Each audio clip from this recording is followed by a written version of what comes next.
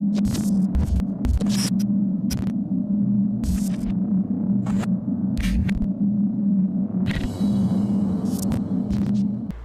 gente! Sejam bem-vindos ao meu canal.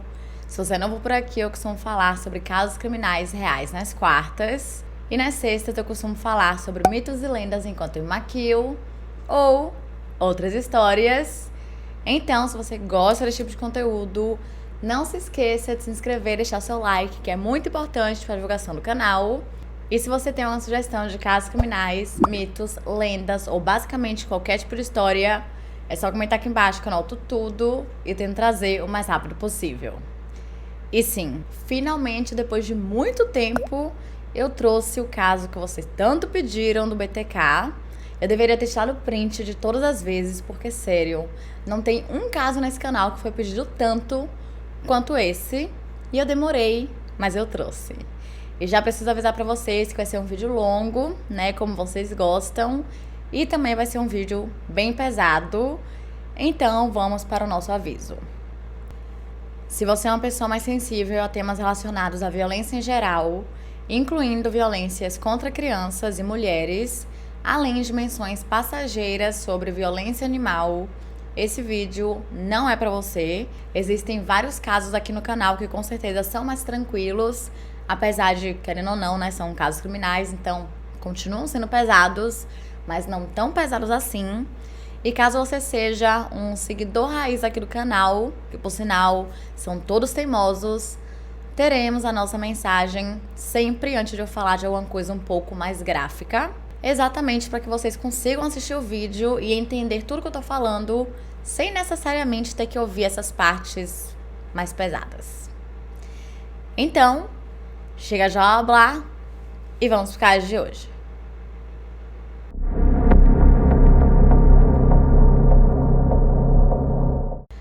A cidade de Wichita, no Kansas, era conhecida por ser uma cidade extremamente religiosa e definitivamente era um lugar onde as pessoas se sentiam seguras, onde crimes simplesmente não aconteciam, ou seja, aquele tipo de lugar onde todo mundo se conhecia e por conta disso, os moradores tinham aquele costume de não trancarem as portas, mas infelizmente essa realidade mudaria drasticamente após o terror e pânico ser instaurado na cidade após o surgimento de um serial killer, em uma época em que o termo serial killer ainda estava começando a surgir. Dennis Lynn Rader nasceu no dia 9 de março de 1945 em Pittsburgh, no Kansas. Ele era filho de William E. Rader e Dorothea M. Cook, sendo o primeiro de 4 irmãos. E diferente da grande maioria dos serial killers, ele teve uma infância bem normal, nada de traumas ou muito menos uma família disfuncional. Na verdade, ele tinha uma vida muito boa e seus pais o amavam completamente. Além disso, ele nunca sofreu nenhum tipo de bullying ou abusos sexuais, mas mesmo assim, desde criança ele começou a apresentar as famosas bandeiras vermelhas e algumas eram um tanto quanto preocupantes. Como, por exemplo, desde criança ele começou a praticar o zoosadismo, que são maus tratos aos animais para satisfação sexual. Além disso, ele também tinha o transtorno de voyeurismo, que é um transtorno sexual, onde a pessoa gosta de observar outras pessoas em momentos íntimos, sendo que, na grande maioria das vezes, essas pessoas não sabem que estão sendo observadas. Ele também era um crossdresser, que é quando a pessoa ela gosta e se sente bem usando roupas femininas, e até aí tudo bem. Porém, para ele fazer isso, ele invadia o quintal e a casa dos seus vizinhos para roubar as suas roupas. Lembrando que tudo isso quando ele ainda era uma criança. Pois é. Dennis cresceu em Wichita e estudou na Riverview School e depois na Wichita Heights High School, onde se formou. E de lá ele passou a frequentar a Universidade Wesleyan do Kansas, até que em 1966 ele se juntou às Forças Aéreas dos Estados Unidos, fazendo com que ele tivesse missões no Texas, Alabama, Okinawa, Coreia do Sul, Grécia e Turquia. E em 1970 ele terminou seu serviço militar e voltou para os Estados Unidos, se mudando para o subúrbio de Park City, no Kansas, que fica localizado a apenas 14 quilômetros de distância de Wichita, que dá aproximadamente 13 minutos de carro. E lá ele passou a trabalhar no mercado Liquors IGA, que era o mesmo mercado onde a sua mãe trabalhava como contadora. E pouco tempo depois ele conheceu uma mulher na igreja chamada Paula Dietz. E apenas poucos encontros depois, não foram poucos meses, quase um ano, não, apenas poucos encontros depois, ele a pediu em casamento e ela aceitou. E os dois casaram no dia 22 de maio de 1971. De 1972 a 1973, ele trabalhou como montador para a Coleman Company, que era uma empresa de equipamentos para acampamento, e no meio tempo ele começou a frequentar a faculdade comunitária do condado de Butler, onde conseguiu a sua graduação em eletrônica, e em 1974 ele passou a trabalhar em um escritório de uma empresa de serviços de segurança em Wichita chamada ADT, onde ele ocupou vários cargos ao longo dos anos, incluindo de gerente de instalação, que lá na frente seria extremamente útil para a sua vida. No mesmo ano, ele se matriculou na Universidade Estadual de Wichita e mais tarde, em 1979, ele se formou com um diploma de bacharel em Administração da Justiça e, além disso, ele era membro da Igreja Luterana de Cristo, onde alguns anos depois ele chegaria a ser eleito como presidente do conselho e também era o líder do Clube dos Escoteiros.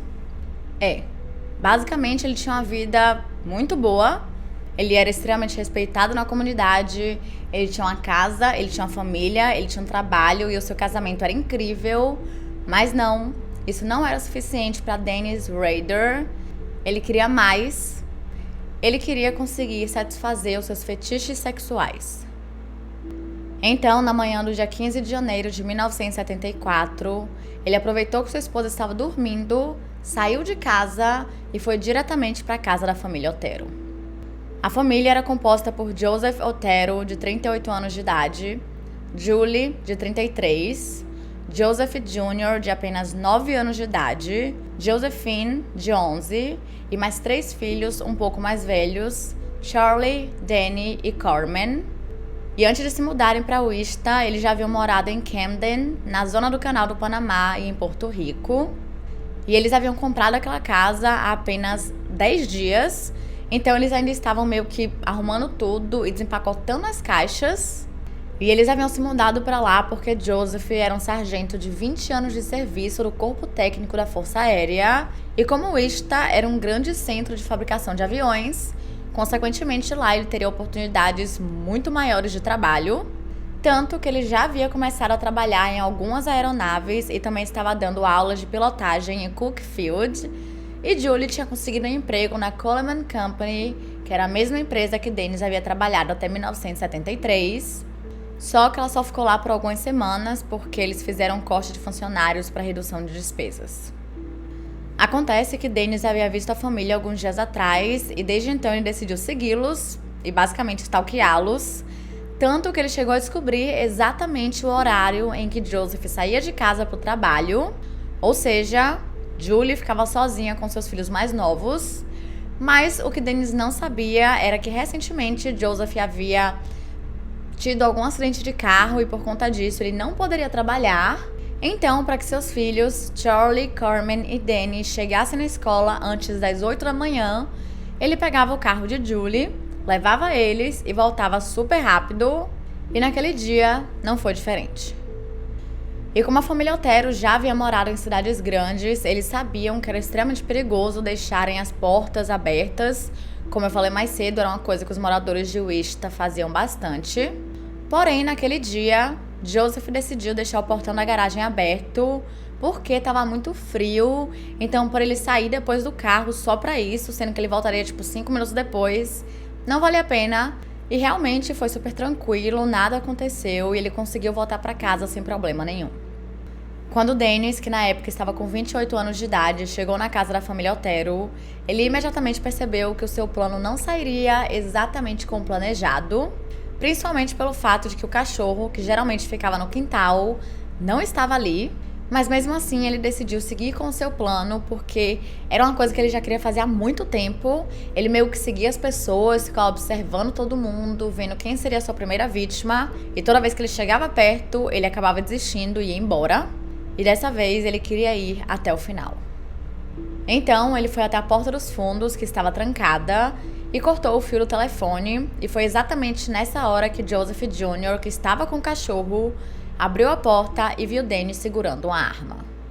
Nisso, ele empurrou Joseph Jr. para dentro de casa e só então que ele percebeu que Joseph, o pai, também estava em casa, mas agora ele não podia voltar atrás, afinal todo mundo já o tinha visto, e por conta disso ele seguiu o plano e disse que ele era um homem que estava sendo procurado pela polícia e que ele precisava de dinheiro e de um carro para que pudesse fugir.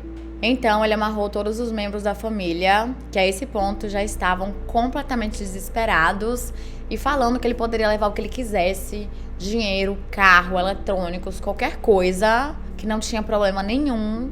Mas Danny já havia entrado ali, sabendo que ele seria o único a sair vivo. A primeira vítima a ser estrangulada foi Joseph Otero e em seguida Julie, que estavam no mesmo quarto. Em seguida, ele foi para o quarto de Joseph Jr., mas logo após estrangulá-lo, ele ouviu alguns barulhos vindo do quarto dos pais e percebeu que ambos ainda estavam vivos e novamente ele voltou sua atenção para eles. E na verdade isso aconteceu algumas vezes, porque ele nunca havia matado ninguém, então ele não sabia exatamente como fazer isso. E meio que para auxiliar o processo e dar uma certa acelerada, ele colocou algumas blusas e sacos plásticos em suas cabeças. E finalmente, depois de um tempo, o sofrimento de Julie e Joseph Otero chegou ao fim. Novamente, ele foi até o quarto de Joseph Jr. e fez exatamente a mesma coisa. E a única que teve uma morte diferente e ainda mais brutal foi Josephine, porque acontece que ela era a vítima principal, o alvo, enquanto os outros eram apenas os danos colaterais na mente doentia de Dennis Rader.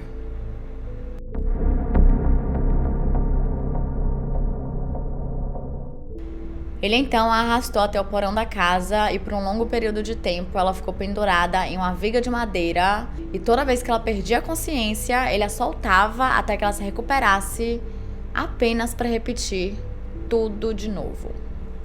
E quanto mais ele fazia isso, mais prazer ele sentia. As últimas palavras de Josephine foram em relação ao que aconteceria com ela, se ela ficaria bem, e Dennis disse calmamente que ela iria se encontrar com o resto de sua família no céu. E acreditem ou não, para ele a estava confortando.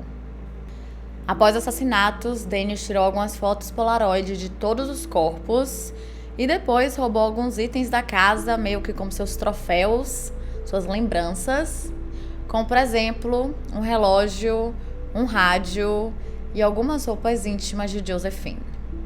E depois disso, ele voltou para casa, se encontrou com sua esposa, se arrumou para ir para a igreja e seguiu o resto do seu dia como se fosse mais um dia comum em sua vida. Pois é. No meio tempo, Charlie, Danny e Carmen Otero tiveram suas vidas completamente viradas de cabeça para baixo. O primeiro deles a chegar em casa foi Charlie, que na época estava com apenas 15 anos de idade. E ele nem conseguiu ligar para a polícia ou para emergência porque a linha telefônica estava cortada. E poucos minutos depois, seus outros dois irmãos chegaram e eventualmente eles conseguiram pedir ajuda aos vizinhos. Quando a polícia chegou na cena do crime, eles ficaram em completo choque, porque esse tipo de crime simplesmente não acontecia na cidade de Wichita, principalmente com a família quase inteira e de uma forma tão brutal e aparentemente aleatória. Inicialmente, os investigadores trabalharam com a possibilidade de ser um ataque de vingança, mas rapidamente perceberam que a motivação era sexual ao encontrarem sêmen perto do corpo de Josephine. E a partir de testes feitos, eles descobriram que o tipo sanguíneo do assassino era tipo O, porém, isso é basicamente 40% da população, ou seja, é muito comum. Então, essa única evidência que eles tinham não iria facilitar nem um pouco a investigação. Lembrando que testes forenses naquela época, a tecnologia forense não era das melhores e não tinha muito que eles pudessem fazer com as poucas informações que eles tinham, a não ser armazenar para que no futuro elas fossem analisadas. Após conversarem com algumas testemunhas, um vizinho chegou a dizer que ele havia visto um homem alto, branco e robusto que estava usando um casaco escuro do lado de fora da casa da família Otero às 8h45 da manhã, porém, Outras testemunhas disseram que haviam visto esse homem, só que ele era baixo, com aproximadamente 1,60 m de altura, com cabelos escuros e com a pele morena. Mais tarde, uma outra testemunha disse que havia visto um homem com cabelos escuros dirigindo o carro da família por volta das 10h30 da manhã, e não demorou muito até que a polícia encontrasse o carro da família estacionado no mercado Dillons, que ficava a cerca de 800 metros de distância da casa, e pela posição do assento, os investigadores acreditavam que o assassino era o homem baixo. Porém, Dennis tinha 1,80 m e ele havia colocado o assento daquele jeito, propositalmente, exatamente para enganar os investigadores. E ele conseguiu.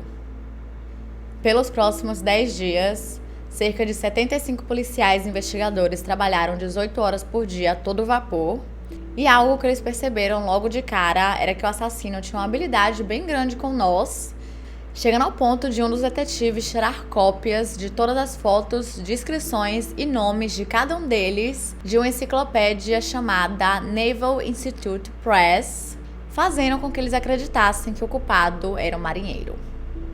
E como é de se imaginar, após os assassinatos da família Otero, toda a população de Wichita começou a entrar em pânico e eles começaram a ficar com muito medo. Então, eles começaram a trancar as portas de casa, que era algo que eles não faziam antes, e muitos chegaram até a comprar armas e instalarem sistemas de segurança.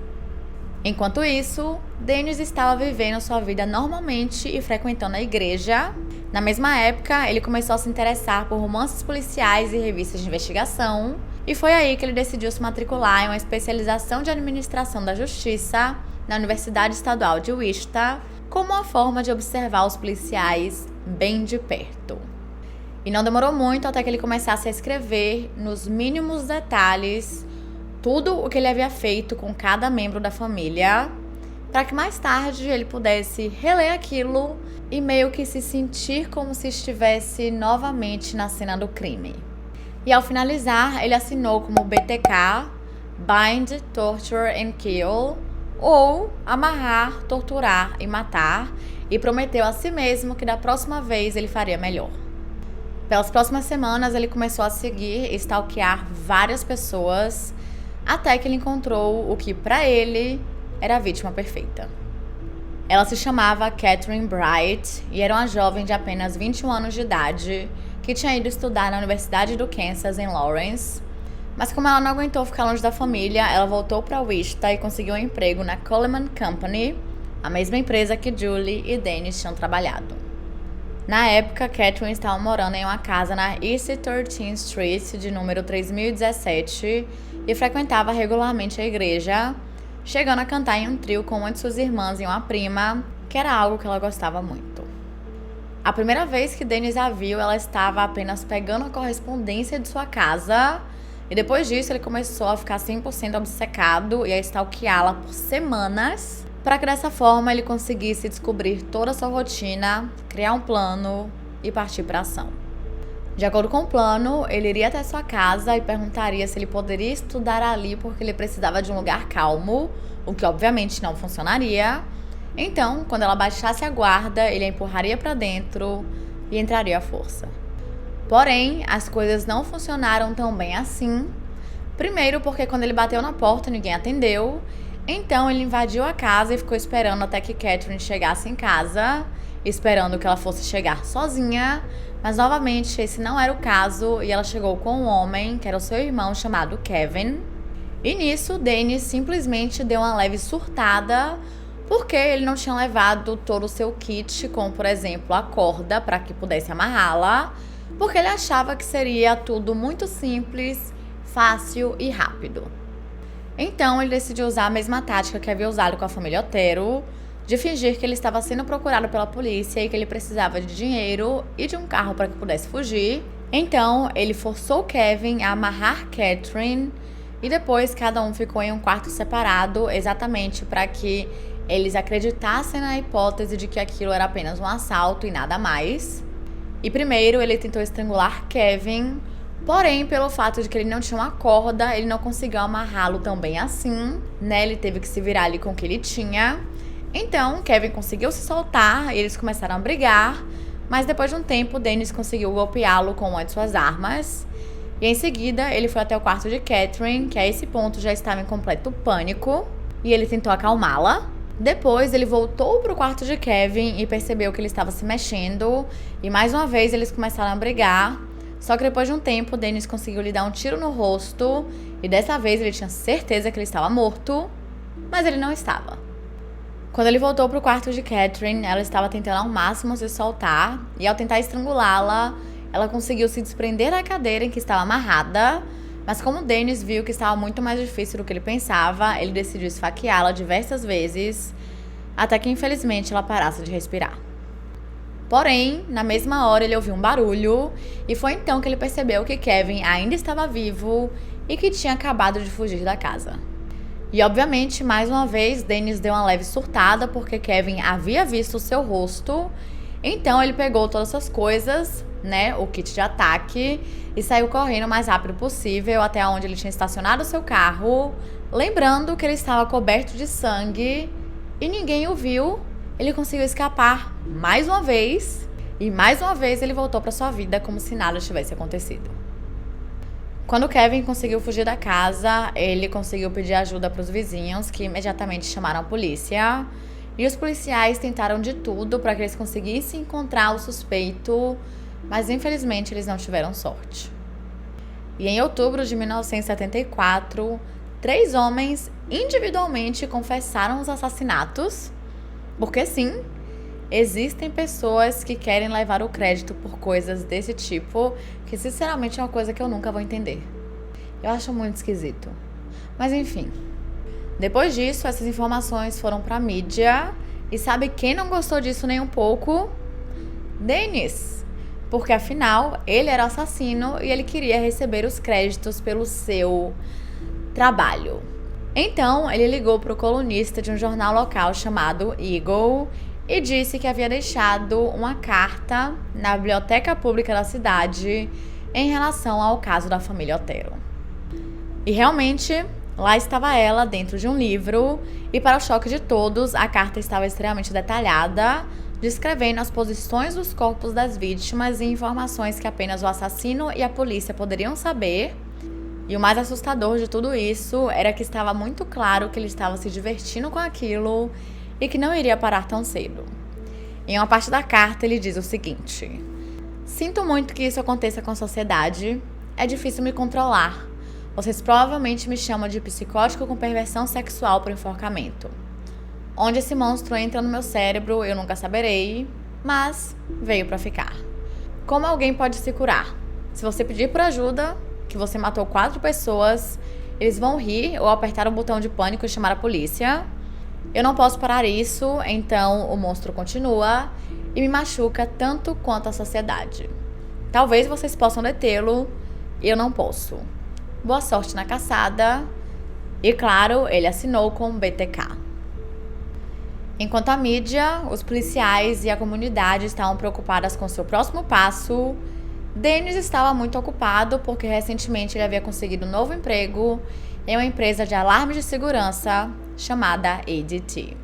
Acontece que após os assassinatos, o que as pessoas mais estavam procurando eram por alarmes residenciais, ou seja, Dennis tinha fácil acesso à casa de praticamente todo mundo. Bacana. Além disso, ele continuava frequentando a Universidade Estadual de Wichita e 9 meses após escrever a carta, nasceu seu primeiro filho com Paula, chamado Brian. No dia 17 de março de 1977, ele decidiu atacar novamente. E dessa vez, diferente das outras vezes, ele decidiu criar uma lista de possíveis vítimas. Para caso a primeira não desse certo, ele tinha algumas reservas. E dessa vez ele também criou um nome para o seu plano, que era Projeto Blackout. Pois é. Porém, suas tentativas iniciais não deram certo, e por conta disso ele teve que mudar um pouco o plano. Então ele decidiu ir para uma outra casa onde morava uma mulher chamada Shirley, que por sinal nem estava nessa tal lista de vítimas reservas. E ele só decidiu ir para sua casa porque ele viu um de seus filhos andando pela rua. Então ele pegou uma foto da vítima que ele estava tentando atacar, que não estava dando certo porque ela não estava em casa, e disse pra ele que ele era um detetive e que estava procurando essa mulher, mas a criança não deu muita atenção e falou que não sabia quem era. E então Dennis pensou: bom, é uma criança, crianças têm mães, então ele decidiu seguir a criança. Shirley Vian tinha apenas 24 anos de idade e morava com seus 3 filhos na casa 1311 na South Hydraulic. E naquele dia, ela e todos os seus filhos estavam doentes e passaram o dia todo em casa. E apenas uma das crianças saiu bem rapidinho para comprar sopa em um mercado que ficava a um quarteirão de distância. E foi nessa hora que Dennis o abordou. Quando Shirley abriu a porta, ele seguiu a mesma tática que havia feito com o seu filho, dizendo que ele era um detetive e que estava procurando por uma mulher, chegando até a mostrar para ela um cartão de visitas falso. Mas antes mesmo que ela pudesse falar alguma coisa, ele a empurrou para dentro, fechou a porta e sacou a sua arma. Obviamente, Shirley entrou em pânico, não só por ela, mas porque ela estava com seus 3 filhos em casa e, ela não podia fazer nada, ela estava doente, ela não tinha muita força e muita energia. E lá foi Dennis novamente tentar acalmá-la nessa situação, o que obviamente não iria acalmá-la, só que dessa vez ele usou uma história diferente. Ele disse a ela que ele tinha algumas fantasias sexuais e que ele apenas a amarraria, a abusaria sexualmente e tiraria algumas fotos, mas apenas isso, ela ficaria bem, o que não era verdade. E na verdade, Dennis Rader nunca abusou sexualmente de suas vítimas. Ele sentia prazer apenas no ato de amarrá-las, torturá-las, enforcando elas e fazendo com que elas voltassem à vida diversas vezes, voltassem à consciência e também, claro, de humilhá-las. Mas como Shirley tinha 3 filhos, com o tempo o ambiente ficou meio que caótico enquanto ele amarrava Shirley. Então, no final, ele acabou concordando em prender os filhos no banheiro e Shirley aproveitou isso, ela tentou meio que fazer uma barricada no banheiro de todas as formas possíveis para que ela conseguisse manter os seus filhos longe desse homem e meio que impedi-los de entrar no banheiro. Enquanto para Dennis, ele apenas queria afastá-los para que eles parassem de atrapalhar o processo. Em seguida, ele a amarrou na cama e antes mesmo que ele pudesse fazer qualquer coisa, ela vomitou. Afinal, como eu falei para vocês, ela estava doente, ela estava muito doente, ela não saía de casa, ela praticamente não estava conseguindo sair da cama. E mesmo assim, ele continuou querendo torturá-la.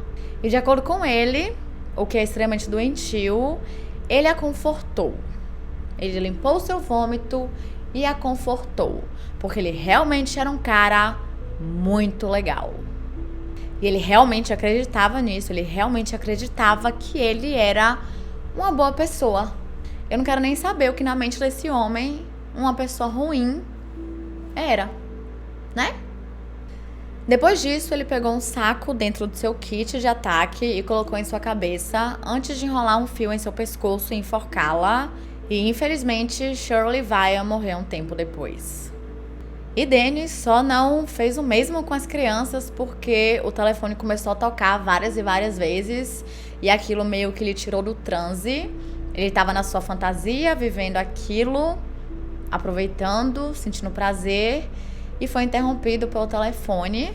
Então ele pegou uma calcinha de Shirley como sua lembrança e foi embora. E o mais insano de tudo isso é que quando ele saiu, ele foi até um telefone público e ele mesmo fez a ligação para a emergência, obviamente de forma anônima, o que só mostra o quão nem aí ele estava e o quanto ele se achava superior a todo mundo e que para ele aquilo não se passava apenas de um jogo bem doentio. Quando a polícia chegou na cena do crime, eles imediatamente ligaram esse caso ao caso da família Otero, exatamente por conta dos nós que haviam sido utilizados para amarrar Shirley, mas eles ainda acreditavam que quem havia matado Catherine Bright era uma pessoa completamente diferente. E apesar de alguns policiais, investigadores e detetives acreditarem que esse poderia ser um caso de serial killer, muitos não queriam nem ir para esse lado, eles não queriam discutir sobre isso e eles não queriam falar de jeito nenhum sobre as semelhanças dos casos publicamente, porque eles achavam que se eles fizessem isso, o pânico que já estava instaurado ficaria 10 vezes maior. Em dezembro de 1977, Dennis Rader atacou novamente e dessa vez a sua vítima se chamava Nancy Fox. Nancy tinha 25 anos de idade e fazia amizade com muita facilidade. Naquele mês, ela tinha acabado de conseguir um novo emprego em uma joalheria chamada Hillsburg Jewelries, que ficava dentro de um shopping. Além disso, ela também trabalhava como secretária em um escritório de arquitetura chamado Law Company. E quando ela estava no ensino médio, ela gostava de tocar flauta e cantava no coral da igreja. E em 1977, ela estava namorando o chefe de segurança de uma balada chamada Sin 70s e morava sozinha no sudoeste de Wichita, em um apartamento privativo na casa de número 843 da South Pershing, que ficava bem perto do shopping onde ela trabalhava. A primeira vez que Dennis a viu foi enquanto ela entrava em sua casa, e depois disso ele começou toda aquela rotina de persegui-la e até mesmo foi até o seu local de trabalho, chegando a comprar uma joia apenas para que ele pudesse observá-la muito de perto. E pouco tempo depois ele descobriu que a casa onde ela morava, apesar de parecer uma casa normal, dentro tinham 2 apartamentos privativos, sendo um deles onde Nancy morava e o outro estava completamente vazio. Então, no dia 8 de dezembro, ele colocou seu plano em ação. Naquela noite, ele disse à sua esposa que iria na biblioteca da universidade porque ele precisava terminar alguns trabalhos e entregá-los, o que realmente era verdade, mas obviamente ele ficou mais tempo do que isso. E por volta das 9 horas da noite, que era o horário em que Nancy já estaria saindo do trabalho, ele saiu da biblioteca e foi em direção à sua casa. Porém, quando ele chegou lá e bateu na porta, ninguém atendeu, e por conta disso ele decidiu invadir a casa, cortou a linha telefônica e esperou escondido no canto. E exatamente no momento em que ele estava testando o telefone para ver se realmente a linha havia sido cortada, Nancy entrou em casa e se deparou com ele, o que sinceramente deve ser a cena mais aterrorizante da vida. Então, ela mandou ele ir embora, meio que gritando com ele, e ele disse que não, então ele não foi. E disse a mesma história que havia contado para sua vítima anterior, de que ele tinha problemas sexuais e de que ela ficaria bem.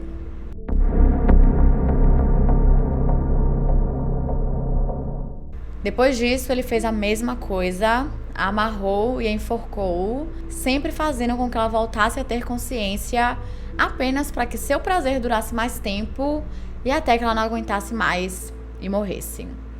E de acordo com ele, esse foi o seu ataque perfeito. Na manhã seguinte, às 8h18 da manhã, ele ligou para a polícia e disse o seguinte: vocês vão encontrar um homicídio na casa 843 da South Pershing, Nancy Fox. Os policiais chegaram a rastrear essa ligação, mas infelizmente se depararam com outro beco sem saída e novamente ele saiu livre.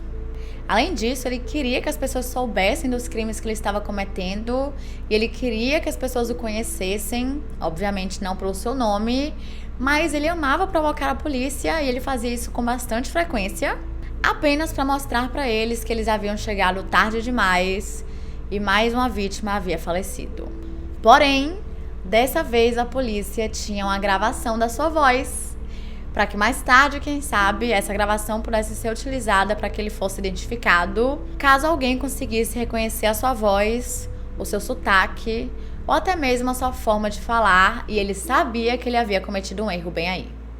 Em janeiro de 1978, Dennis enviou um poema para um jornal local sobre o assassinato de Shirley Vian, e pouco tempo depois enviou uma carta e um poema sobre a morte de Nancy Fox. No mesmo ano, em sua vida pessoal, ele estava indo super bem, era um pai incrível e um marido atencioso. Poucos meses depois, ele e sua esposa tiveram sua segunda filha, chamada Carrie, e ele era completamente apaixonado por ela. E pouco tempo depois, ele se formou em bacharelado de ciências, com especialização em administração da justiça. Então é muito doido, porque ele conseguia separar suas 2 vidas perfeitamente, sem ninguém desconfiar de nada. O que, sinceramente, eu acho ainda mais assustador do que se ele deixasse tudo explanado para quem quisesse saber que ele não era uma boa pessoa. Em fevereiro, a polícia foi a público pela primeira vez e confirmaram que eles estavam lidando com um serial killer e que todos os casos estavam conectados, mas que eles ainda não sabiam quem essa pessoa era. E toda a cidade ficou ainda mais desesperada do que eles já estavam antes. Afinal, tinha um serial killer à solta e eles não sabiam quem poderia ser a próxima vítima. E por conta disso, A comunidade começou a prestar muito mais atenção em quem eles deixavam entrar em suas casas. Eles também começaram a ficar mais receosos em relação a ficarem sozinhos em casa, principalmente as mulheres, considerando que geralmente as vítimas desse serial killer eram mulheres. E a partir daí, basicamente, eles começaram a dormir com um olho fechado e outro aberto. Em uma outra carta que Dennis enviou para a polícia, ele chegou a dizer que queria ser reconhecido e ganhar notoriedade nacional pelos seus crimes, chegando até a dar várias opções de apelidos que a mídia poderia lhe chamar, como, por exemplo, Estrangulador BTK, Estrangulador de Wista, Estrangulador Poeta, Carrasco de Wista, dentre vários outros. O que é muito surreal, porque ele se achava tanto que ele queria mesmo escolher o seu próprio nome, né, o nome que seria utilizado ali na mídia. E por incrível que pareça, funcionou, porque ele passou a ser chamado como BTK, porque ele assinava suas cartas como BTK. No dia 10 de março de 1978, a polícia prendeu um suspeito de ser o BTK com base no perfil criado pelos investigadores e também porque ele tinha algumas conexões ali com algumas das vítimas, além do fato de que ele foi visto comprando corda enquanto estava sendo vigiado pela polícia. Mas não demorou muito até que ele fosse descartado como suspeito, porque o seu DNA não batia com a amostra de sêmen que eles haviam coletado da casa da família Otero. Então, eles começaram a seguir outras pistas. Eles começaram a analisar as cartas para ver se a partir delas eles conseguiriam localizar o assassino. Mas Dennis era muito inteligente e definitivamente um serial killer organizado, bem diferente do caso da semana passada, dos crimes de Snowtown, onde John Bunting e seus amigos deixaram várias evidências e várias pistas que consequentemente os levaram para a prisão. Só para vocês terem noção do quão organizado Dennis era, a única carta original que ele havia enviado para a polícia era a primeira carta. Todas as outras ele havia feito fotocópias e depois cópias, e só então ele enviou elas para a polícia ou para o jornal, exatamente para que mais tarde a polícia não conseguisse localizá-lo, analisando o tipo de tinta, o tipo de impressão ou até mesmo o tipo de folha.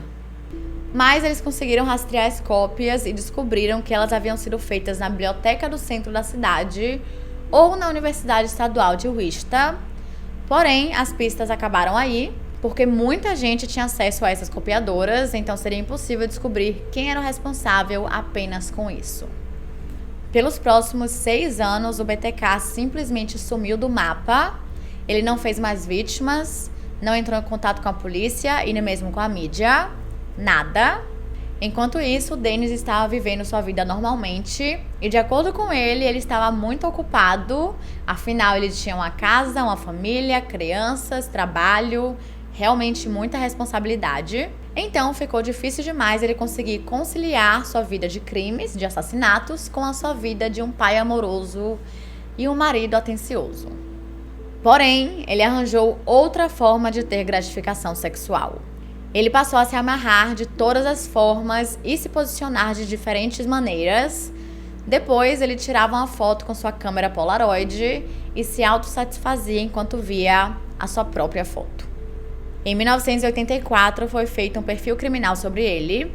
E, de acordo com os especialistas, eles acreditavam que o BTK costumava praticar bondage e que era um sádico sexual obcecado por controle, incapaz de interagir com as pessoas de uma forma que não fosse superficial. Além disso, acreditava-se que ele colecionava alguns itens relacionados ao bondage e que gostava muito de ler romances policiais e revistas policiais. Nessa época, os moradores de Wista finalmente começaram a respirar novamente, viverem suas vidas sem medo de que um serial killer aparecesse em suas casas. Afinal, ele não atacava ninguém há anos, então qual a chance dele voltar assim do nada? E eles meio que até começaram a esquecer da existência do BTK. Mas infelizmente, ele voltou. Sua próxima vítima se chamava Maureen Head, de 53 anos de idade, que morava na mesma rua de Dennis. Seu marido, que era um funcionário de uma empresa de aviação, acabou falecendo em 1984. Então, ela passou a morar sozinha na casa 6.254 da Independence, em Park City, Wichita, e passava boa parte do seu tempo cuidando dos amigos, filhas e netos. Além disso, ela trabalhava há mais de 10 anos em uma cafeteria do Centro Médico Wesley e participava das noites de bingo com seus amigos e frequentava a Igreja Batista de Park City. Dessa vez, Dennis planejou até mesmo um álibi para si mesmo, considerando que ele planejava matar praticamente uma vizinha. Então, ele precisava tomar todos os cuidados possíveis.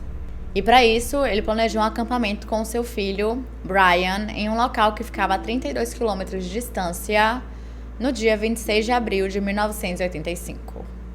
Quando escureceu, ele disse a seu filho e aos seus amigos que também haviam ido para o acampamento que ele estava com dor de cabeça e queria dormir mais cedo. Então, ele aproveitou a oportunidade para sair do acampamento e voltar para Park City.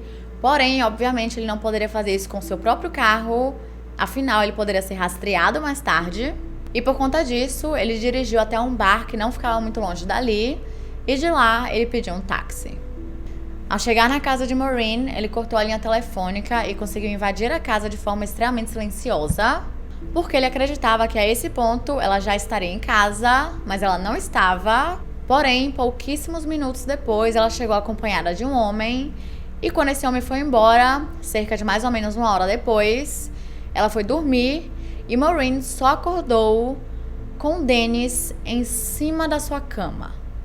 Após matá-la, Dennis colocou seu corpo no próprio carro dela, então dirigiu até a igreja onde ele frequentava e lá ele posicionou seu corpo de várias maneiras, onde tirou fotos com sua câmera Polaroid para que mais tarde ele pudesse reviver tudo aquilo. Depois disso, ele levou seu corpo para uma área isolada e voltou para o acampamento como se nada tivesse acontecido. 9 dias depois, o seu corpo foi encontrado em uma vala na 53rd Street North, que ficava no nordeste de Wichita, e a sua bolsa, que estava sem os seus documentos, foi encontrada a alguns quilômetros de distância. E assim como todas as vítimas anteriores, Maureen havia sido estrangulada e foi encontrada com a meia calça amarrada em seu pescoço, que tinha os mesmos nós que o BTK costumava fazer. Mas, como eu falei pra vocês, o BTK não atacava há anos. Então, apesar de existirem algumas semelhanças e inicialmente os policiais acreditarem que Maureen Head era uma vítima dele, eles meio que ficaram um pouco em dúvida em relação a isso, principalmente pelo fato de que o BTK nunca havia matado ninguém com mais de 38 anos de idade e suas vítimas sempre eram encontradas dentro de suas próprias casas. Então, realmente tinham muitas diferenças e a única semelhança eram os nós. E em setembro, Dennis encontrou a sua próxima vítima. Tudo começou quando ele viu uma mulher entrando em um carro muito parecido com o carro de Maureen Head. Então, de alguma forma, aquilo meio que o ativou, fazendo com que ele começasse a segui-la e stalkeá-la. E não demorou muito até que ele descobrisse que ela passava boa parte do tempo sozinha em casa. E para ele, isso era perfeito. Vicky Wagerly tinha 28 anos de idade na época e foi descrita como sendo uma mulher bem tranquila e calma, que amava tocar piano e era completamente apaixonada pelos filhos. Ela era casada com um homem chamado Bill e eles tinham uma filha de 9 anos de idade chamada Stephanie e um filho de apenas 2 anos chamado Brandon, e moravam em uma casa no número 2404 da West 13th. Além de cuidar dos seus próprios filhos, ela costumava ajudar a cuidar dos filhos de uma amiga e se voluntariava como babá na igreja luterana St. Andrews e na igreja metodista de Asbury. Para Vicky, ele também criou um nome para o plano, que era Projeto Piano, e isso porque ele amava ouvi-la tocando.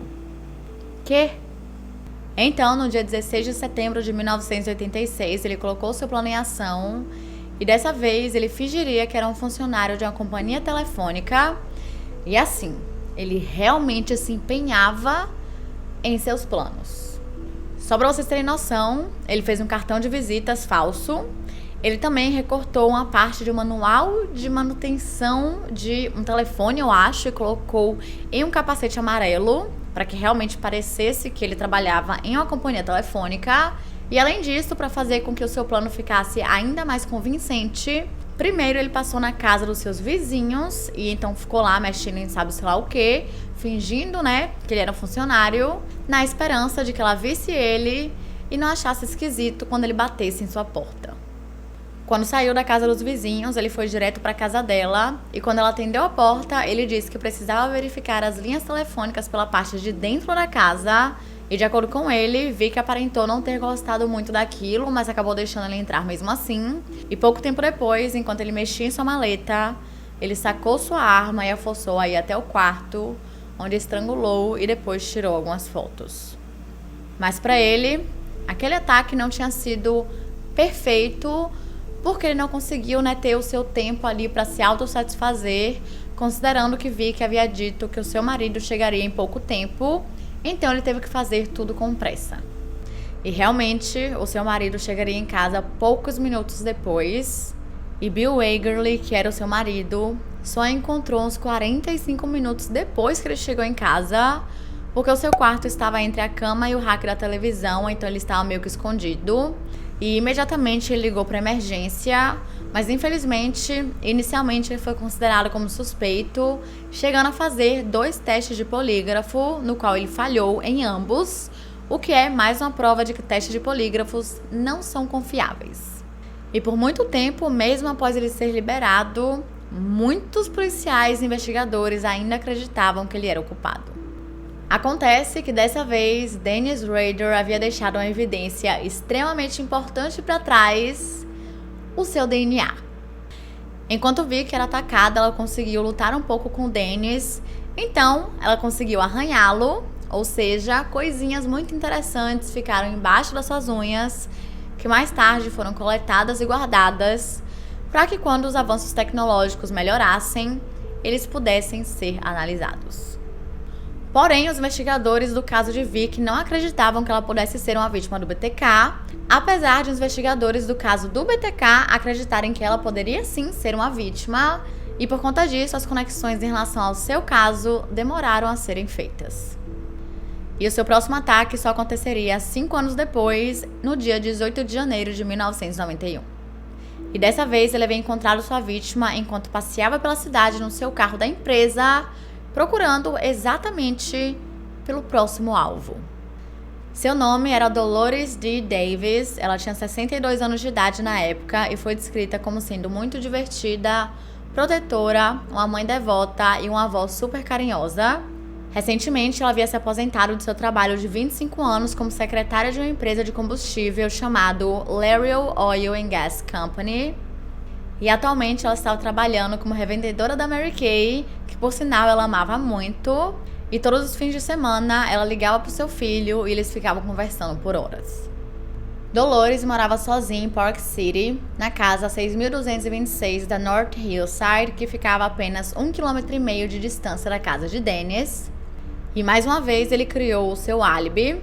Ele decidiu que a mataria durante o encontro de escoteiros caçadores, que era um acampamento que acontecia todos os anos entre pais e filhos, nas margens de um lago ao norte de Wichita, mais precisamente em West Park, no condado de Harvey, e todo o trajeto de lá até a casa de Dolores dava apenas 30 minutos de carro. E para que ninguém suspeitasse de nada, ele chegou mais cedo no acampamento, mais cedo que todo mundo, começou a arrumar suas coisas, mas deixou pela metade. Então, ele saiu e dessa forma, mais tarde, quando ele voltasse, ele poderia simplesmente dizer que ele havia saído para comprar suprimentos. Por volta das 10h30 da noite, ele chegou na casa de Dolores e decidiu jogar um pedaço de concreto em sua janela, fazendo com que ela aparecesse correndo para ver o que tinha acontecido. Mas assim que ela o viu, ela ficou ainda mais assustada porque ele tinha colocado a meia calça dela em seu rosto para cobrir, para que ela não conseguisse identificá-lo. E ele voltou para a primeira história que ele contava para suas vítimas de que ele era um homem procurado pela polícia, que precisava apenas de dinheiro e de um carro para fugir. Obviamente, ela disse para ele não entrar em sua casa e que chegaria uma pessoa em poucos minutos. Então, mais uma vez, Dennis teve que fazer tudo com pressa. Então, assim que ele entrou na casa, ele a levou para o seu quarto e a amarrou na cama. Depois, ele saiu pela casa fazendo vários barulhos para que ela pensasse exatamente que era apenas um assalto e que nada mais aconteceria. Após matá-la, ele colocou ela no porta-malas do seu próprio carro e então saiu dirigindo pela cidade, procurando pelo ponto perfeito para poder posicioná-la e tirar suas fotos. Mas, como naquela noite estava muito frio, ele viu que ele não conseguiria fazer isso. Então, ele dirigiu ao longo da 117 North Street, onde deixou seu corpo e voltou para o acampamento em West Park. No dia seguinte, um amigo de Dolores chamado Thomas Ray foi até sua casa porque eles haviam combinado de consertar o seu carro, mas uma coisa que ele percebeu que era muito estranha imediatamente era o fato de que o seu carro estava estacionado do lado de fora, sendo que ela sempre estacionava dentro da garagem. E quando ele bateu na porta, ninguém atendeu. Então, ele foi até o portão da garagem, o abriu e viu que a porta, que acho que era a porta dos fundos, estava aberta. E ao entrar na casa, ele viu que uma das janelas estava quebrada e que tinha um bloco de concreto no meio da sala. E isso foi o suficiente para que ele saísse e procurasse por um telefone público, onde imediatamente ligou para a polícia e relatou o desaparecimento de Dolores Davis. E ela só foi encontrada 13 dias depois, quando o homem que estava caminhando pela 117th Street North encontrou seu corpo e ao lado dele tinha uma máscara de plástico esquisitona que havia sido pintada. Acontece que no dia seguinte, Dennis voltou para o local onde ele havia deixado o seu corpo, a posicionou de várias formas e tirou as fotos que ele tanto queria.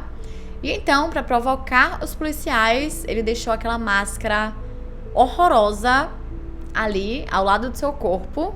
E ele sempre usava essa máscara para tirar suas próprias fotos sozinho. Credo. Em maio de 1991, Dennis foi contratado pela prefeitura de Park City para ser o novo supervisor do departamento de conformidade da cidade, onde ele era responsável pelo recolhimento de cachorros de rua e também de colocar as leis de zoneamento em prática. E ele era extremamente rigoroso, sempre querendo as coisas exatamente da forma que ele mandava, e ele adorava fazer isso, mandar. Nunca pediam por favor, obrigada, não. Ele apenas exigia. E como era de se esperar, ele também era super organizado no trabalho.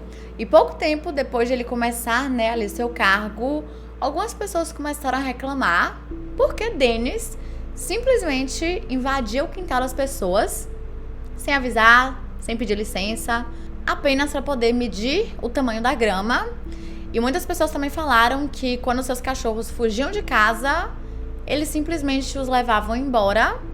E muitas das vezes, ele mandava eles serem sacrificados.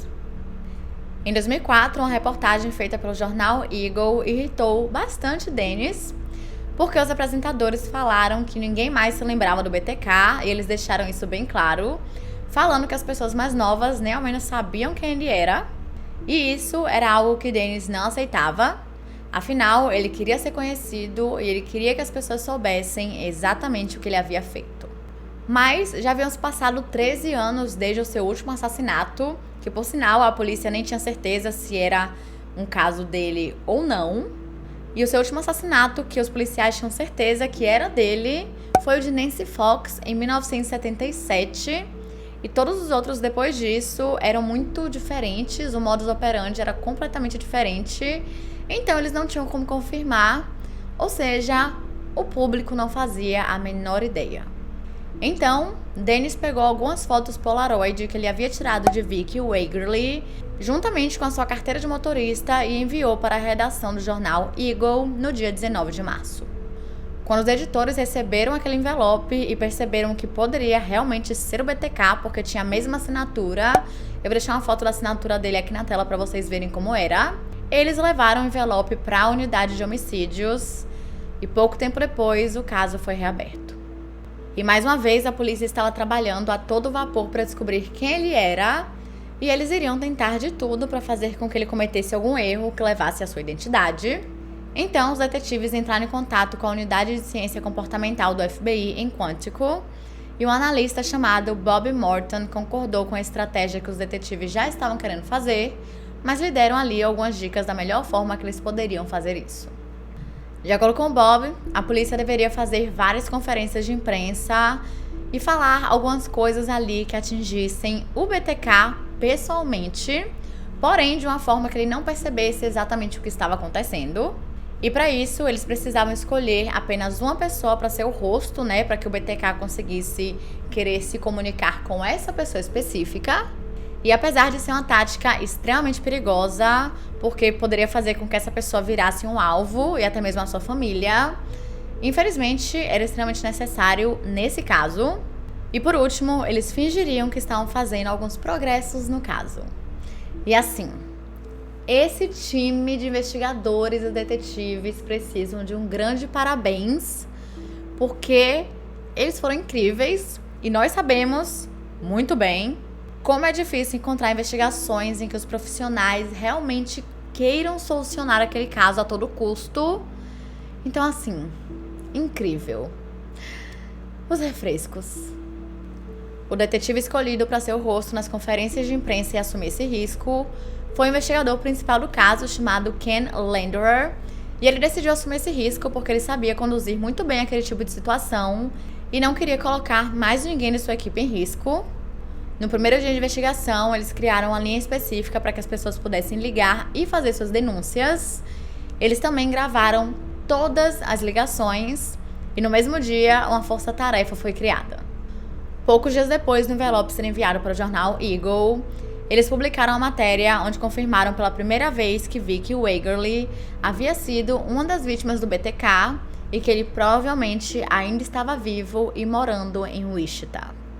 O que obviamente fez com que a população novamente entrasse em pânico, e logo em seguida foi feita a primeira coletiva de imprensa, onde o detetive Landerer tentou acalmar a população e pediu que elas colocassem as medidas básicas de segurança em prática, como por exemplo, trancarem as portas e as janelas e manterem as luzes acesas, e depois ele se direcionou ao BTK.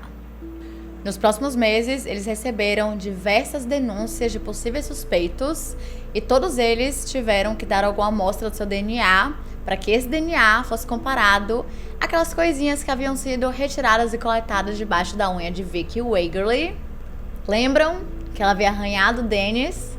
Então, era apenas uma questão de tempo até que ele finalmente fosse encontrado. E só nessa época, 18 anos depois, que Bill Wagerly, o marido de Vicky, foi finalmente e oficialmente descartado como suspeito, porque o seu DNA não batia com a amostra.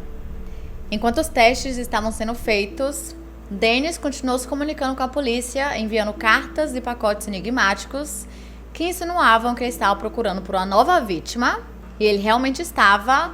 Ele chegou a seguir uma mulher na faixa dos 50 anos por semanas, porém acabou desistindo porque algumas obras começaram a ser feitas na sua rua, ou seja, mais movimentação e também novas testemunhas que poderiam perceber que alguma coisa muito esquisita estava acontecendo. E ele continuou tranquilamente enviando cartas para a polícia, e nessa parte não tem como você não rir e achar uma maluquice, porque em uma dessas cartas, ou melhor, a última carta que Dennis enviou para a polícia, ele perguntou a eles se ele poderia se comunicar com o disquete sem que ele fosse rastreado ao seu computador. Sim, ele realmente perguntou isso para a polícia. E a polícia, que não é boba nem nada, aproveitou da situação. Na verdade, eles acharam primeiro que ele estava brincando. Mas, né, vai que ele não estava. Então, eles falaram que não. Eles apareceram em conferência de imprensa e deram lá o código que ele havia pedido na carta, que indicava que um disquete não poderia ser rastreado. Então, no dia 16 de fevereiro de 2005, ele realmente enviou um envelope com tal disquete e rapidamente, ao abrirem a aba Propriedades, eles viram o nome Dennis, bem grande e claro, e descobriram que esse disquete havia sido utilizado na Igreja Luterana de Cristo, que era exatamente a mesma igreja onde Dennis Rader era o presidente da congregação. Pois é. Em uma busca rápida, eles descobriram que Dennis Rader era o presidente da congregação e agora eles tinham o nome do BTK e sabiam exatamente quem ele era. No mesmo dia, eles também descobriram seu endereço.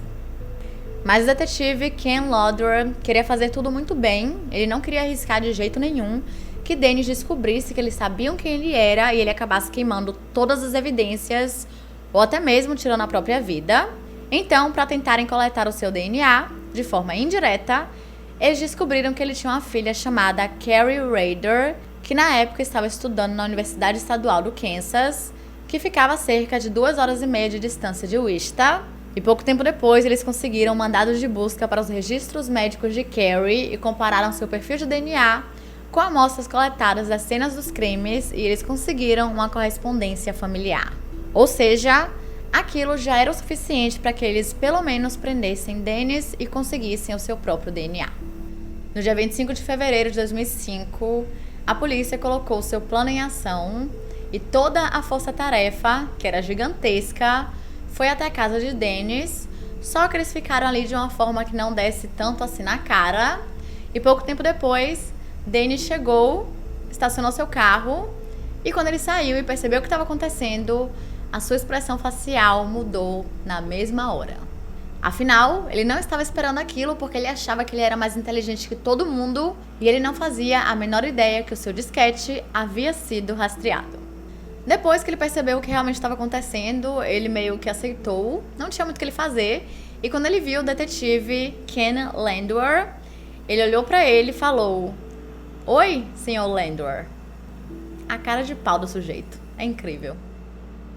Assim que ele foi levado para a delegacia, a polícia revistou sua casa e o seu veículo, onde coletaram algumas evidências, como por exemplo equipamentos de informática, uma meia calça preta que estava em um galpão e um container cilíndrico.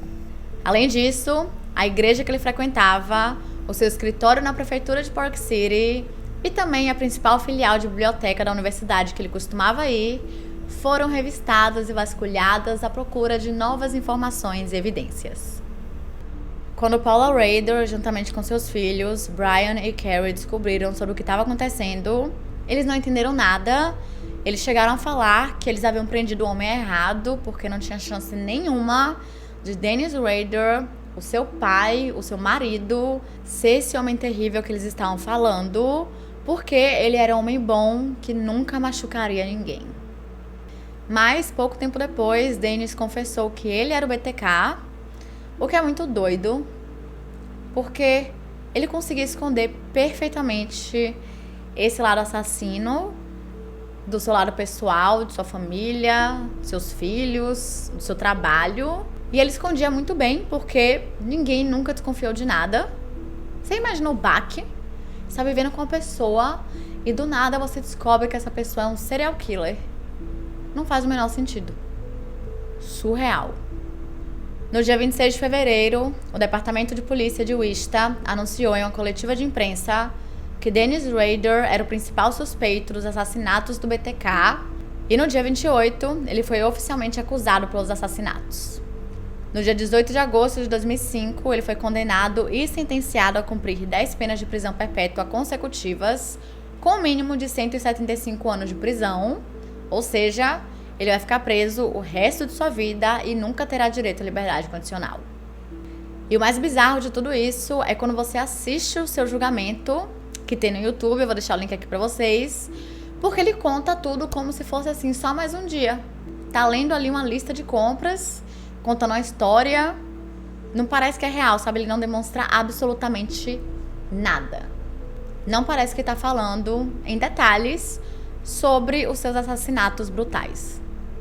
E ele só não foi elegível à pena de morte porque o seu último assassinato havia sido em 1991 e a pena de morte só foi restabelecida no Kansas em 1994. E hoje em dia, ele cumpre a sua sentença na Eldorado Correctional Facility, que é uma prisão de segurança máxima no Kansas. E existem vários filmes sobre esse caso, mas eu só assisti um. Eu descobri, na verdade, essa semana que existem vários. Irei assistir alguns. E o único que eu assisti se chama O Assassino de Cloverhead, que tem na Netflix. E apesar de não ser exatamente igual ao caso do BTK, eu achei interessante. Não é o melhor filme do mundo, mas é um filme interessante pra você assistir aí, pra você ter um pouco de noção de como ele fazia essas coisas e meio que escondia um pouco do seu jogo. Mas, sinceramente, Netflix, qualquer streaming, seria incrível vocês criarem uma série sobre esse caso sem ser documental. Uma série real, assim, pra gente ver tudinho da vida dele até os dias de sua prisão. E em relação à sua família, Paula Rader pediu um divórcio de emergência que foi concedido no mesmo dia. E depois disso, ela meio que desapareceu, nunca mais falou com a mídia, então não se tem muita informação sobre ela. Acredita-se que ela saiu do Kansas, mas que hoje em dia já está morando lá de volta, mas é apenas isso. Brian Rader também viveu uma vida mais anônima, então também não se sabe muita coisa sobre ele. Ele fez faculdade, mas é apenas isso que se sabe. E a que se tem mais informações na internet é Carrie Rawson, que casou com um homem chamado Darian Rawson em 2003. E hoje em dia ela mora no Michigan e tem 2 filhos. E é isso, gente. Esse foi o caso de hoje. Não se esqueçam de se inscrever, deixar seu like, que é muito importante para a divulgação do canal. E se você tem alguma sugestão de casos criminais, mitos, lendas ou basicamente qualquer tipo de história, é só comentar aqui embaixo que eu anoto tudo e tento trazer o mais rápido possível. E é isso. Até semana que vem.